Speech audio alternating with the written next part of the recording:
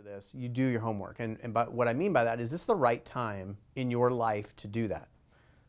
We all have, different people in our lives. We have different timing that makes sense.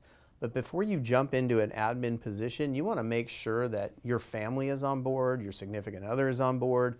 You want to make sure that the timing is right, because there will be a spike in the time increase. Ultimately, that will go back down to manageable, but initially it's gonna carry some weight. And so you just want to make sure that everybody's on board that is in your personal life, because there's going to be some impact.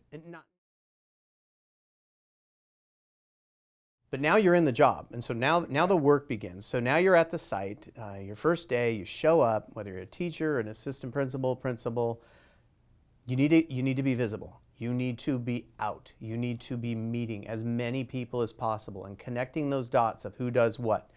Obviously, you're going to need to get to know the office manager and the custodian. They're two of your most critical people. But well beyond that, you've got to be out there and do a lot of listening. Ask questions and listen. But you're not asking the ultimately probing questions. You don't want to come in as like you're here to change things. You are simply trying to get a feel of the landscape. And that's for everybody. That's for your employees, both classified and certificated. Be sure you're talking to all of them.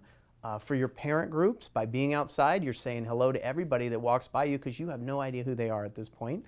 You're introducing yourself often, and you're watching the flow of this community as you kind of enter it, and you're not making any dramatic changes. There might be a little bit of low-hanging fruit that you could do after a couple weeks, but ultimately you're getting a feel and starting to build rapport and getting a feeling of trust with people. And the only way you do that is you get to know them.